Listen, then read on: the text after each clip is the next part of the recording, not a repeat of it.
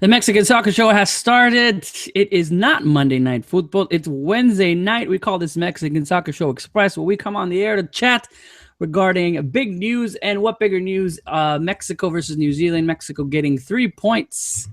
Pero qué feo jugaron. Let's get it started with cameras, and let's get this ball rolling. Here we go. I'm Weasel from FootMex Nation. This is not an hour long. We're going to take however long it is to talk about this Mexico versus New Zealand game that just happened today there in Sochi in Russia for the Confederations Cup. Hello, Naib.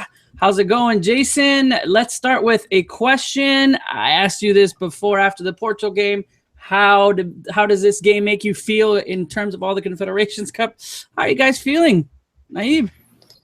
Yeah, well, primeramente, buenas noches, Jason. We so great chatting with you after a crazy afternoon, night in Sochi, I would say, of how everything turned out. I think a lot of people didn't expect such a huge drop, from what we saw against Portugal to what we saw against New Zealand. I think that's what really confuses a lot of people in their analysis. There's a song by Juan Gabriel that says, pero qué necesidad, para qué tanto problema? What's the necessity for so many problems? I thought you were going to say no vale la pena. No, pero qué necesidad, para qué tanto problema? Because a lot of these problems are kind of self-inflicted. How is it possible in this match, for example, to leave HH Guardado and Jonathan on the bench? Maybe leave two of those on the bench, but not the three of them, because as we saw right away when Chacha got on the pitch, everything sort of got sorted out and everything got calm. But it is a drastic change from what we saw in the game against Portugal. And of course, it's 8 changes, but it was totally out of place, especially that first half that people worry. Well, there's so much we can talk about. It's like we have to start from somewhere. Jason, your thoughts, just really quick. How's it going? Going well. Today a bit disappointing, obviously. Coming off of playing Portugal man-to-man, just straight up, one of the European powers, and playing them as equals. And then today playing New Zealand. I don't know, did we even play New Zealand as equals? We were just slightly inferior. So it wasn't good. It wasn't a good day. I think it's a shame when you have a manager who is his own worst enemy. And I think we saw the worst of that today. So hopefully he kind of gets out of his own way going forward. Well, let's start right there with the manager. I don't think there's anyone that can say that Osorio had a great game today and planned out a game. For all of his pens and notebooks and studying and everything, to say that he was prepared for this match, I don't see it. And it's something that we really have to take note in. And Naive and I, we were talking about it, that it's kind of mirroring the Copa America. And I'm trying to find it. I'm not making excuses for Osorio, but I'm trying to find the why.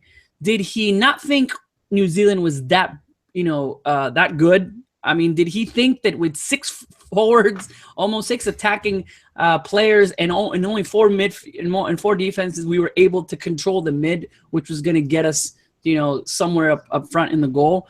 Was he just trying to rest players because the 72 hours we play another game and there's travel and there's all that in a foreign country? Was that his strategy? And did he gamble way too much? And he won on his gamble, right? Because we did get the 3 points. I'm trying to look for the why. But it just goes to show that no one knows what Osorio is going to do. There's no way anyone would have said there's going to be. I knew there was going to be some type of rotaciones, but 8 complete changes, a complete disregard for what our real core of players. Usually he's got some type of columna vertebral where you have Moreno, Guardado, and Chicharito, and you can at least, but you have Jürgen Damm who replaced Tecatito. This is a player that wasn't even in his mind until Tecatito left. Start a game, and I said that on Monday also. Mexico, how is he going to change keepers again with Ochoa and Talavera? For what? He did it again. So I don't understand it. I don't want to. Yeah, I mean, also what we have to point out, we saw Jason. I mean, it's his ideas, and that's how he worked at club level at Atlético Nacional. It's not like this is all a total surprise. However, I do have to emphasize that it's not the same if you're like on a 20-game tournament with a club than a 5-game tournament with a national team. I think with a national team, there's a certain emphasis and something principle that I just think everyone else does, is that you have to build consistency, because these players don't play with each other all the time. You know, they come from different clubs, different environments. And look, I mean, I do understand the Mexican player has advanced a lot since, you know, in the last 3 years, I would say, because many of them already play in Europe, but it's not the same, you know, when you, for example, today see Marco Fabian and Giovanni playing in midfield positions that sort of requires them to create a lot for El Tri. And then you also think that they haven't been that good for El Tri as of late. Marco Fabian and Giovanni have sort of lacked that sort of star power they once had with the national team. And we have to admit that Marco Fabian with Frankfurt has done phenomenal, but with El Tri hasn't been able to translate. And Giovanni is a whole different story. I mean, Giovanni is coming from an MLS where probably the lack of pace is not as, the pace is not the same as in Europe, you know, and that is sort of notable when you see him play. I just, defending it's kind of difficult because it's so innovative. It's so new. No one does this. No, not even like, hey, someone's doing it over here. No, I could just imagine, like I was thinking about this. If Osorio wins the World Cup, he's like a genius. Something that no one ever did in the history of football at a national level, doing so many different teams. I asked myself, has there been a same starting 11 in any 2 games in Osorio's, you know, tenure? And I was really wanting to look back to see if he has started, and it's unbelievable. Well, I mean, for me, I think we have to be careful not to blanket the issues with the rotaciones label, because I think it covers up the real issues. Because for me, it's not about necessarily just rotating the players. Because I think, like, we go back to that with the Copa America, the thing that was often pointed to was the goalkeeper thing. And I think that was a red herring. I think that was something it pointed to because it was an obvious, this goalkeeper's being switched every time. Look at this. This is crazy. It's unheard of. But I don't think that was a big deal. And I don't think some of the rotations are a big deal when you have this short turnover. Because I think it's needed to a certain extent. And I don't think, especially when you have a team like El Tri right now, which is full of, for the most part, seasoned veterans, players that have been in the national team system for quite a while now, have been played with each other in different call-ups and are used to one another. So for me, that's not the issue. The issue is today, specifically, we had no midfield. I mean, and like, it just didn't make sense. The lineup itself didn't make sense. Now, you could point to some of these players and the responsibilities on the field. I mean, that midfield was full of attacking players, and you had Diego Reyes sitting in there. And Diego Reyes, for me, is not really a perfect holding midfielder. I know he's played there in Europe as well. He's played there with the national team. But that was a lot to ask for him with no other support in that midfield. Yeah, everything no support. Going out to the wings. Gio and Fabian way in front of him. I mean, it just, the lineup didn't make any sense. And we could keep focusing on Salcedo at right back, and when he's not a right back, he's a center back. I don't think this is the issue. We have a slightly suspect defense. Mexico has always had this back line, which is slightly suspect. And in front of them, we have no midfield. I mean, like, there's the issue today. So I think it's a problem just to say, oh, it's the rotación. It's this lineup. Like, he clearly thought this out, but he did it wrong. Sorry, this was a mistake. Got it wrong. He got it wrong. He got 3 points, yes, but he got it wrong. This is what he said in the press conference. I'm reading the transcript. There's no team in the world of football that doesn't have to suffer at some point or another. After the halftime talk, we came out in the second half and played a faster game. Yeah, you suffer in football, but we shouldn't suffer against New Zealand. We shouldn't suffer against New Zealand. If it was a mistake where Talavera, I think where were we down by 1 where Talavera had a bad game, I think a header or something like that. If you had, you know, Salcedo make a bad defensive stop, and obviously Cristiano Ronaldo, and we're there, but we didn't have possession in the first half. We gave up the ball. We didn't have an idea. The players looked lost. I think Tom Marshall even said it in his past a game when he was looking at what we couldn't see, that it looked like the players didn't even know each other. It's okay to have mistakes, and you're down. It happens. It happens that a weaker team is all of a sudden up 1-0 because of a bad mistake, and it's happened in Mexico before. This wasn't the case. Yeah, it was New Zealand was the better team in the first half. In the first half. Yeah, New Zealand was the best team in the first half. We looked horrendous. Yeah. I mean, and then the thing here at the end of it all, how managed to get the win. El Tri managed to get the win. No, but El Tri managed to get the win because Javier Aquino gave one of his best performances with the national team. Actually, I mean, this is kind of crazy because with Aquino, it's sort of he always reaches this level, and you don't see something notable from him, something that stands out. And today he was really key in leading Mexico to victory. I mean, it's just the suffering, the excessive suffering against an opponent that shouldn't cause that much problems at this level, you know. But the number of rests, I mean, there was no Jonathan, Abela, Guardado, Layun, Chicharito. So even we talked about this in the last show about Chucky Lozano making that trip to Eindhoven. Yeah.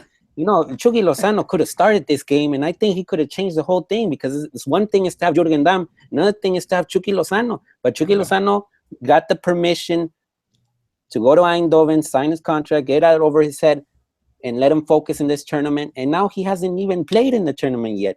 We might not. Well, I expect to see him get some playing time against Russia. I don't know if he's going to start. He might actually start. We'll see. But that's the thing here. I mean, it's the way that you take on these.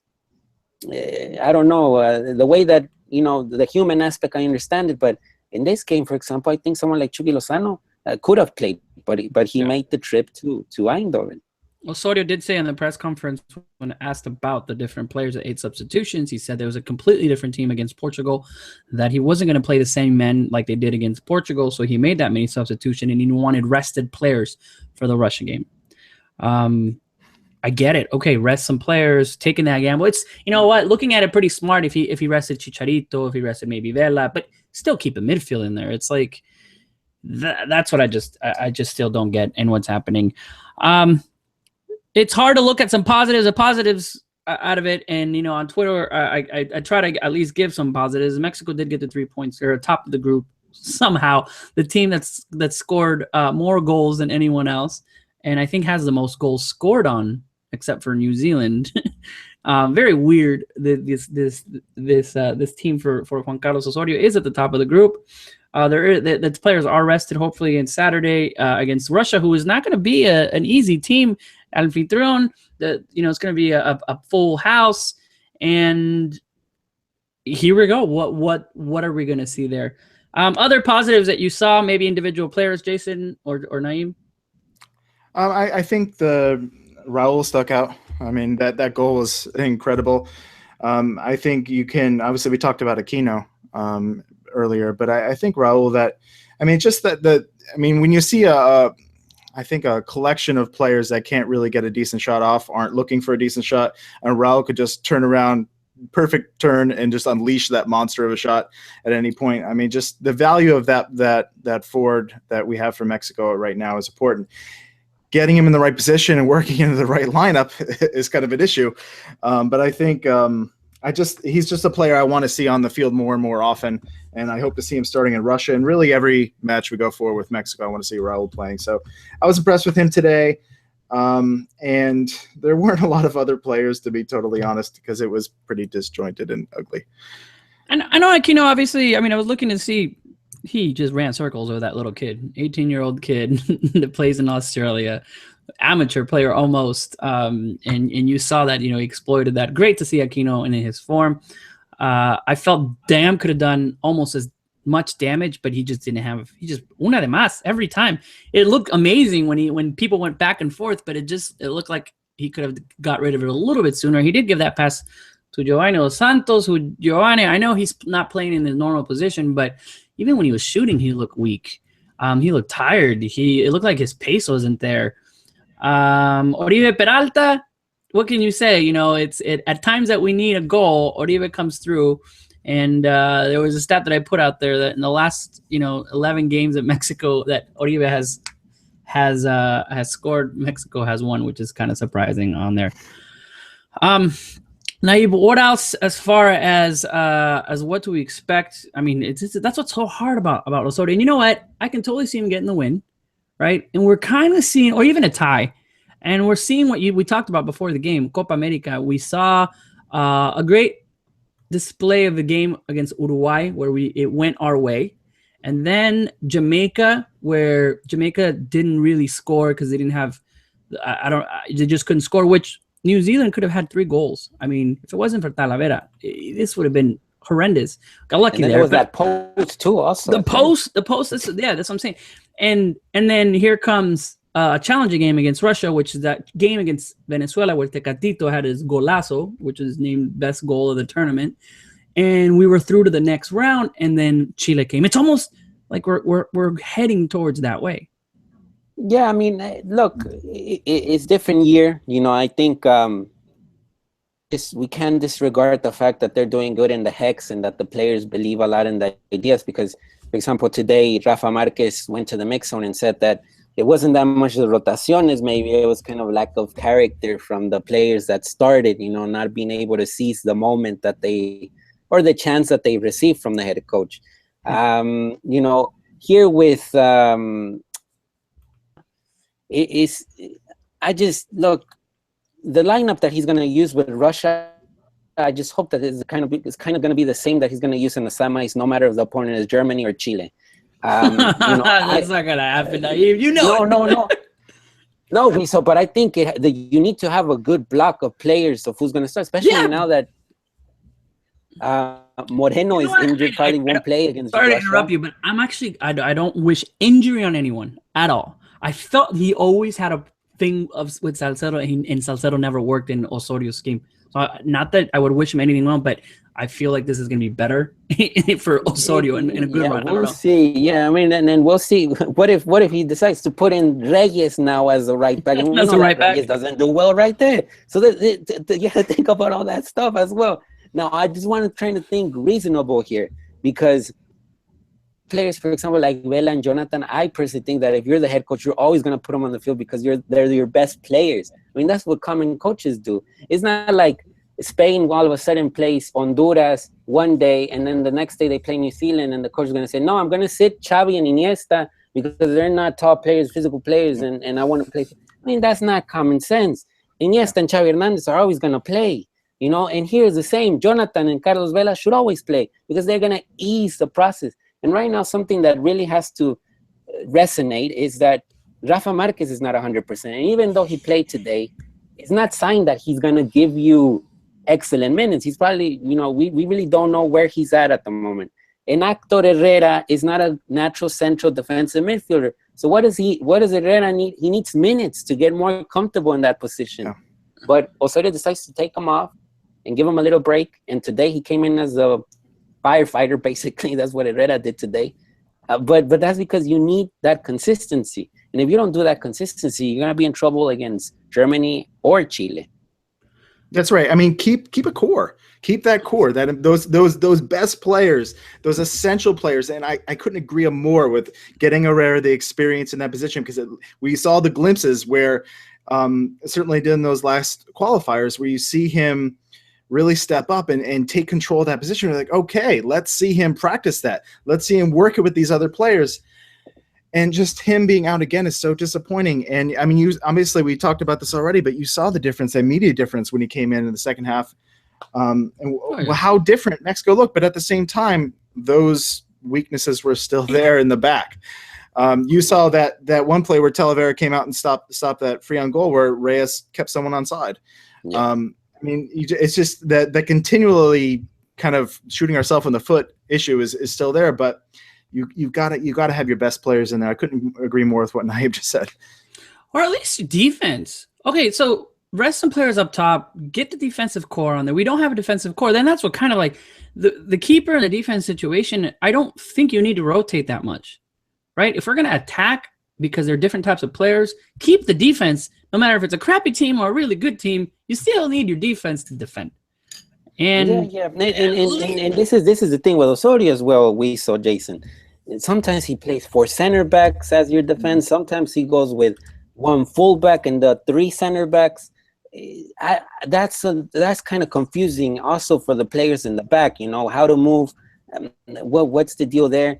You know, you can say, oh, these players are tactically knowledgeable, but I think when you overcomplicate things, I think at then you see it displayed on the field. On the field, like today, I mean, these are not bad players. Fabian, Giovanni, Raúl, Oribe, they're not bad players. It's just that it's so complicated sometimes to get, how do I do my movements? Or where am I supposed to stand up if I haven't even played with this teammate?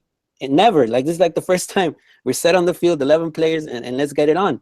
It's not as easy as it looks. And also give credit to New Zealand. I mean, they played their game. It was rusty. It was good defensively, pressuring high at the start of the first half. But then again, when you look player for player, I think Mexico has the edge, you know, and I think that's what the final score suggests, even if it was so included so much suffering. Definitely suffering. I mean, it goes down to USA, Portugal, New Zealand, Russia, Chile, or Germany. I don't think there's an easy game coming up. Wait for the Gold Cup in the first round if you want not to suffer, I think, because of what's happening. What else? It's got to mention, congratulations to, you got to applaud the fans. Oh, finally, the chant, you know, kind of eradicated, not there anymore. Big deal for the Mexican fans, regardless if you take a stand or not. It was good that we don't have to worry about that, and hopefully, I guess maybe ESPN reporting that 2 of the fans were kicked out, which is okay. I mean, that's good. Got to applaud that. So at least the fans I really thought the fans would turn on Mexico if they lost and they start the chant over again, just because how pissed people were on what's happening.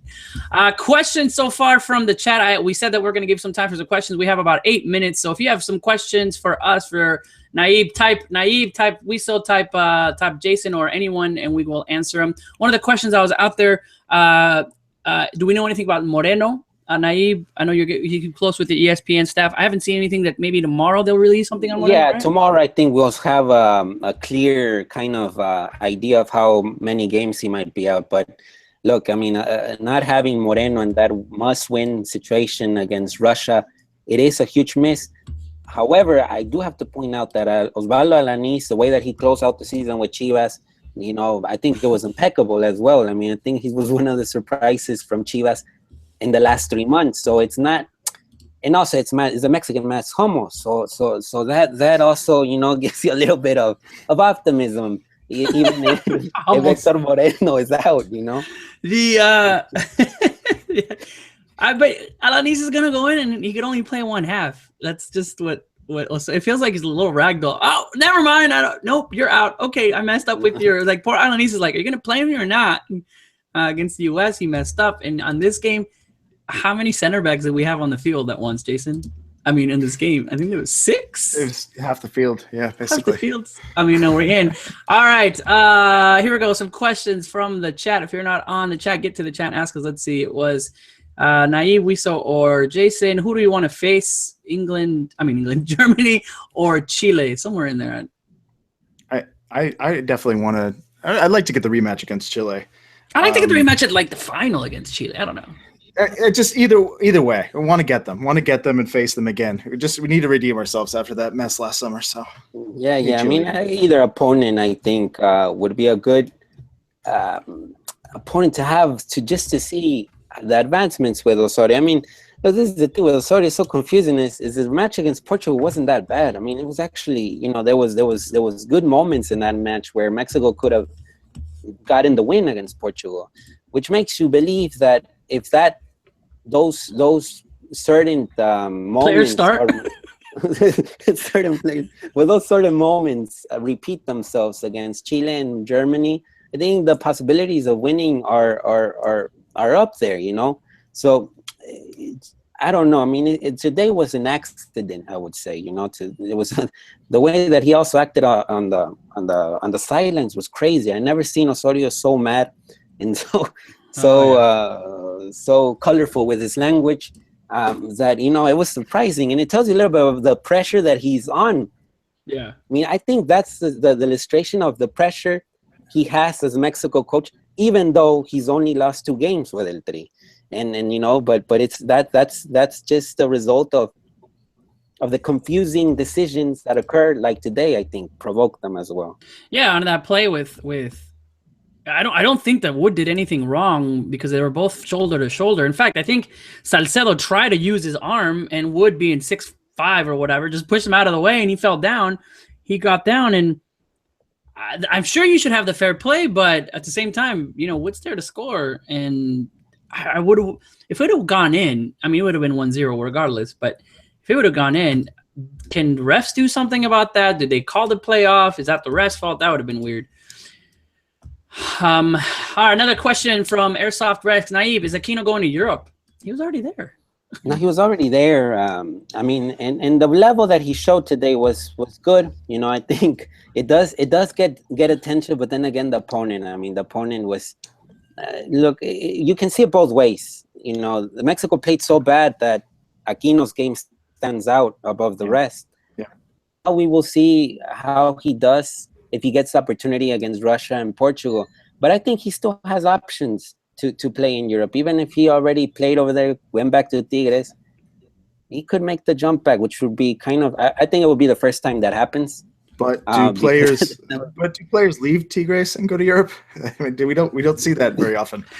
And that's another one. Stuck there.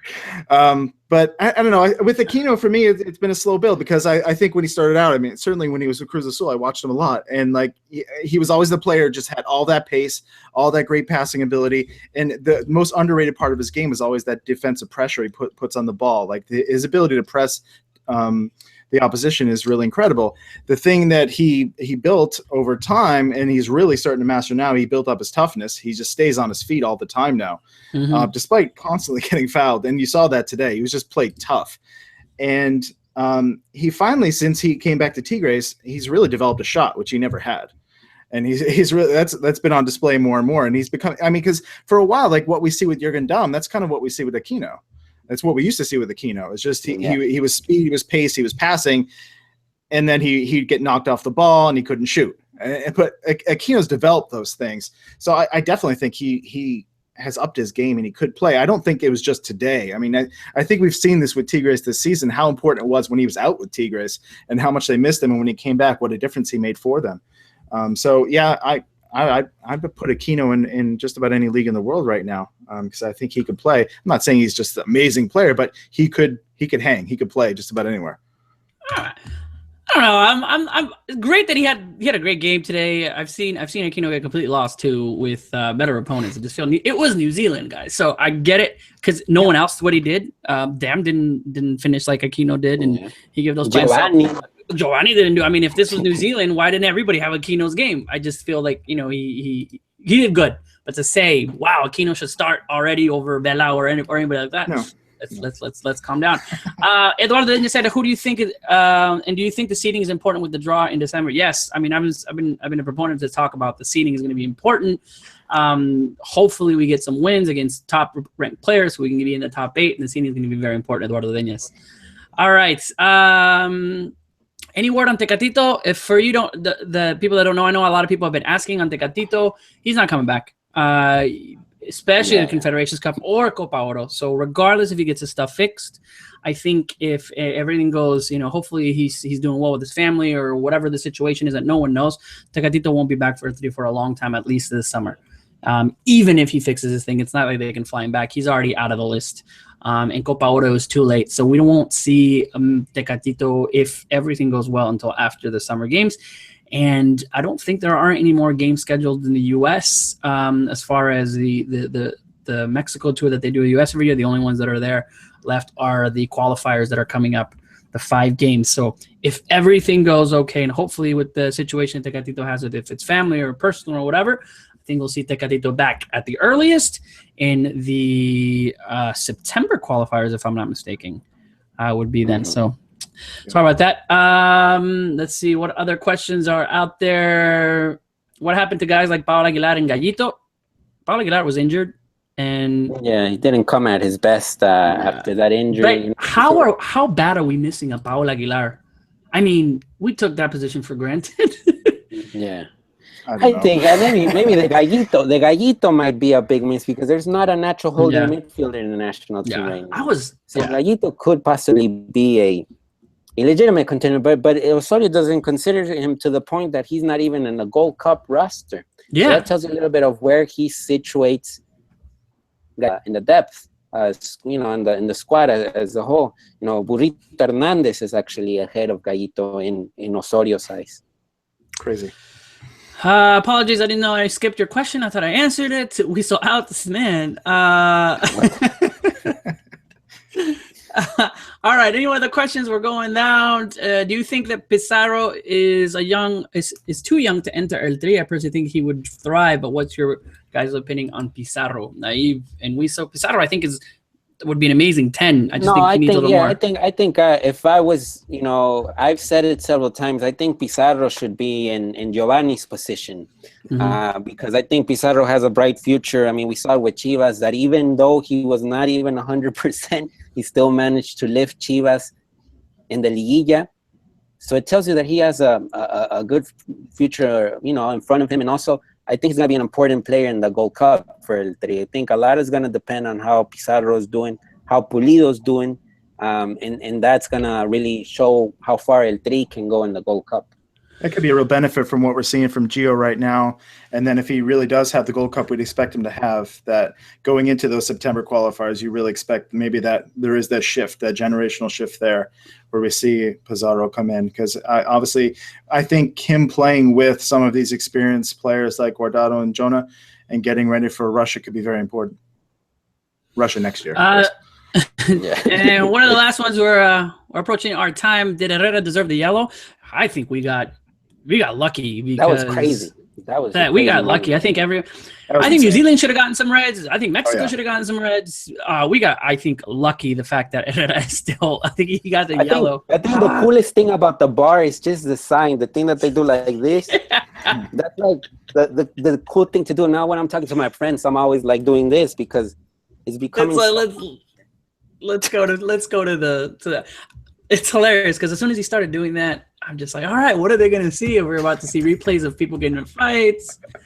Oh man, I have a question for you guys. Go for it. So what are the chances? What would you put the percentage on the probability that we see Cota start in goal? Oh my God! Are we going to get the three different goalkeepers?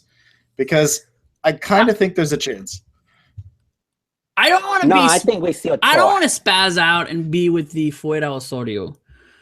Right. I know there's some people that really hate him, and Johnny, he used to hate. I mean, I think he's still saying Fuera Osorio, and there's some people out there that say Fuera Osorio. And my reasoning of I was one of them that said, okay, yeah, I don't think that Osorio is the best manager for Mexico. I said it since the beginning, but there's absolutely no one that wants to coach El Tri. There isn't. I mean, there was talk about searching all over the world for coaches, and we couldn't find anyone, and we found Osorio. We have Osorio now. And after the 7-0, I was not the Fuera Osorio type of guy because I felt like, all right, he hasn't lost a game. He lost that. There's one more chance, and let's see what happens. He won in Honduras. He won in Columbus. He's at the top of the hex. He's giving us the results. Okay, he's giving us the result, the ugly ones. But if Cota starts, I am switching. Like, there is no reason why Cota needs to start. No reason at all. Ochoa and Talavera, at least I'm giving him, even though I don't think he should be switching players, I'm giving him the benefit of the doubt because he proved me wrong today. Talavera had an amazing game, right?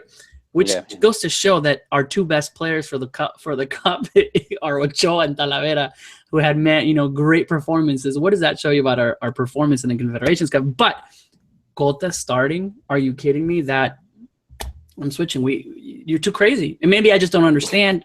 And maybe that's what we need. I was telling you at the game, maybe we need someone so crazy to get us over that quinto partido. Right? So if we wanted somebody different, because if we had Piojo, Tuca, Chepo, La Volpe, whatever, it would have been doing the same. But now we're getting a completely different person that's doing completely different things. So I don't know. I think Ochoa is going to start. But yeah, I think Ochoa. But yeah, you never know. You never know. I mean, I want to think that the lineup that we'll see against Russia will be almost identical to what we saw against Portugal. I would love to think. Maybe, Yeah, maybe, nice of course, thought. I think, I mean, maybe look, this is what I'm thinking. I think we might see Layuna on the right this time and Luis Reyes on the left as left back. So we're actually going to have two fullbacks for the first time. Radical. Yeah, I mean, it's a risk. People need to be injured in order for Osorio to do the right thing. I'm really right worried. You mentioned it earlier today about Diego Reyes showing up at right back. I really think that's going to happen now. Like I'm almost convinced that now that that's out there, I feel like that's going to happen. Do you remember Guardado playing? He played left back. Well, I mean, like that's the thing. Like sometimes, like we get really hung up about guys being played out of position because, like, that was his position for a long time. Yeah, Guardado. You know, like I mean, so like until he was moved into that central midfield ahead of the last World Cup. So, I mean, sometimes players can move around a bit, but some of these moves are being proved very, very wrong. All right, we'll see what happens. We'll see what Rafa's also back. Rafa's also back. So where does Rafa play? On the center? Hopefully nowhere. Right back. Right back. Those were some scary minutes he logged today. Did you watch him today? I mean, he was just out there trying to get cards. That's all he was doing. He looked like a ref. It was bad. And I'm not saying refs are all, but it looked like he was like, oh, okay, that's him as reffing the game. I don't know. One quick thing to point out, and I'm not criticizing or any, just something funny that I'm seeing. If you remember the Copa America game, there were rotaciones in the first game, rotaciones in the second game, rotaciones in the third game, and against Chile, he didn't do the rotaciones. He actually kind of did everything that everyone thought. Everyone tweeted out, "This is a perfect lineup. This is great. This is exactly what everyone would do." So I think the mistake was Jesus Dueñas as your central defensive holding midfielder, because let's not forget, Rafa went to see the birth of his child. And I think that was a bad move, because he's not a central defensive midfielder. I mean, because we say that, it was the right 11, is the 11 that we would have all put on, but that had a glitch. The midfield wasn't that powerful because they had never played each other, Dueñas, Herrera, Guardado, and that messed it up. And it was easy way for Chile, as we saw. No, definitely. I'm looking at the right just kind of to end the show. These players have been playing together for a very long time. Yeah. I mean, you look at the starting 11 from the World Cup, and there's not. I mean, aside from like Gullit, Gallito Vasquez, all the León players, of course. It's the same group of players that are there, and somehow he gets them to play, or gets completely embarrassed, just like we did in here today against New Zealand. So we'll see where it goes. I know a lot of people will say that we defend Osorio a lot, and it's not that we defend him. We're always trying to find ways to at least find something to see the why, and there's just no excuse for him today. So that is our stance today. We'll see what happens. Let's do a little prediction, because you love to predict against with Osorio stuff with nobody. If anybody can get to start in 11, that we should just have a contest. You predict Saturday's start in 11, and you get to come on the show for 10 minutes with us. I mean, it is. Is that a prize? I don't know if that's a prize or not, but that'd be kind of cool. So send us your start in 11, and you can be you can have 10 minutes on the Mexican Soccer Show with us. That's kind of fun. Let's do that out there. All right. What's your prediction for Saturday? What not starting 11? Just what do you think is going to happen? Because we've actually been right. Sorry. We actually predicted the results. We said 4 points in the last two qualifiers, which happened. We said probably a tie against Portugal, which happened. A win against New Zealand, which happened. Predictions have been okay on the results. It's just how we're getting them. Yeah. No, I do see Mexico beating Russia. I mean, it's not gonna be easy, but I do feel that Evan, that which I hope it does include players like Jonathan and Vela and Chicharito, and maybe even Chucky Lozano. It will be an important game for Chucky Lozano, because, like I said, every player has played minutes in this tournament except Rodolfo Cota, Luis Reyes, and Chucky Lozano. So we'll see exactly how that sort of paints out. Being more efficient in front of goal. Hopefully that's the case. But then again, I just don't. That's kind of like me being optimist, But I wouldn't be surprised if the disaster strikes, and disaster strikes. It means that Mexico doesn't make it to the next round. But it's just, we'll see. I mean, I think with what Mexico has in their squad right now, they should be able to beat Russia. Jason, Mexico loses against Russia out of the Confederations Cup. That's right. No, I don't think they will be. If they lose, I don't think they will lose. I think they'll get the draw and move on. I think it's the host country is going to be tough, and I'm a little worried about Mexico's defense right now with the injuries, especially if Moreno isn't able to play, which I'm a little worried about. So, and as I mentioned earlier, I'm convinced Diego Reyes is going to be playing right back now. So I think we're going to probably give up another goal. I mean, I think we keep having these kind of basic errors and giving up some silly goals. So I see another one, but I think we'll score. I see a draw. Maybe a little more well-played draw with some of those key players going back in there. But through to the next round and await our fate. All right. It is the host country. It is FIFA. It's going to be a very tough game, I think. And I think we'll get the win somehow. Just an ugly win somehow. I don't know. It's Ochoa scoring in the last minute or something like that. Like I just get where we're going to be terrified in coming into the next game. But I just feel like everything happens to Osorio. Like results just happen to Osorio, and somehow I feel like maybe Germany's going to get a tie or a win tomorrow against Chile because Chile doesn't take it serious or something. Where we're gonna face Germany, and I think it's going to be a good Confederations Cup. I don't know. That's just, I feel like it's always in the back of my mind. Osorio is a lucky manager so far. So we'll see what happens. Give us your predictions of what happens. I'm calling out our good friend Joanna, who says she wants another 7-0 against Chile just because that's what she's not liking Mexico. So come on. But give us your give us your prediction. Tweet it to us, and we'll make sure to have that. We'll try to get in touch with Mr. Tom Marshall to give us a little bit of what's happening in Sochi and in Kazan. I think they're going back into that to that stadium. So yeah, Kazan. That's where Kazan, right? Yeah.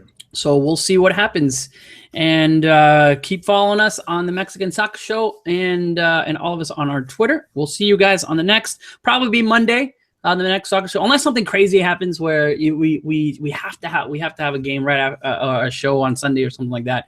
But expect probably a show on Monday. Good. Thank you so much, Naeem, for jumping on tonight. Thank you, Jason, for jumping on, and also thank you to Amy for making sure that she's always doing the behind the work, lots and lots of work that she's doing. So thank you so much, our intern Amy Lopez. So.